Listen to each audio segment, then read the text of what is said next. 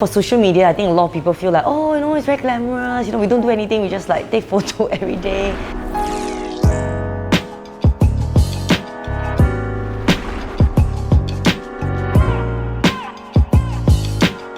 Hi, my name is Shirley. Most people know me as Little Miss Bento. So here I am at Kumoya Cafe, collaboration that I'm working with them. It's actually very accidental. I didn't expect myself to go into food at all. In fact, I was dancing. When I was working full-time, I started making my own lunchbox because there was no canteen. And I just fell in love with it. And I kept making and social media and everything just became bigger than what I'd expected.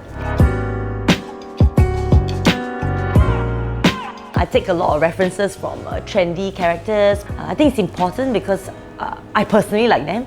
And also I think people can relate to them when you post it on social media. So for example, say if Sesame Street is popular now, then maybe I'll make a Sesame Street lunchbox, for example. It's like making an art. So I start out with an idea first. Sometimes it could be weeks, ahead, months ahead. Very important for me is the sketching process. So I have a little sketchbook and I sketch the design. Then after that, it's about sourcing of ingredients, finding the box that works for the design. And very end will be the photography of it and also the eating of my lunchbox. To tell a couple of people this, that if you're worrying about something and you can change it, then change it. But if you're worrying about something that you can't do anything about, then no point worrying. Just go and sleep and start the day fresh again the next day. For social media, I think a lot of people feel like, oh, it's very glamorous, we don't do anything, we just like take photo every day. It's really about juggling our time. For many years, I was actually working full-time and waking up at 5:30 in the morning to make my bento. So that actually happened many years until this started sort of generating an income before I actually worked full-time, focusing on my social media. I think the biggest challenge for me is also my biggest friend, which is social media. I think learning to cope with the ever-changing algorithm, I think it's very challenging, to be very honest.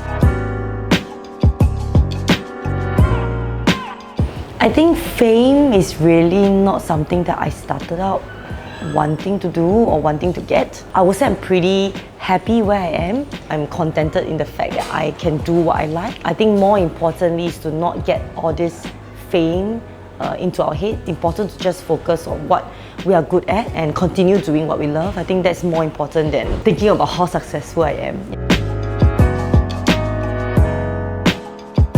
This is a really challenging question for me. If I really have to pick one, it would be red bean soup. Never expect that, right? Because usually people imagine maybe I would say sushi or rice. Red bean soup is very homely for me. My mom cooks that a lot for me. So I think if I really have to pick one food, that would be the most closest to my heart.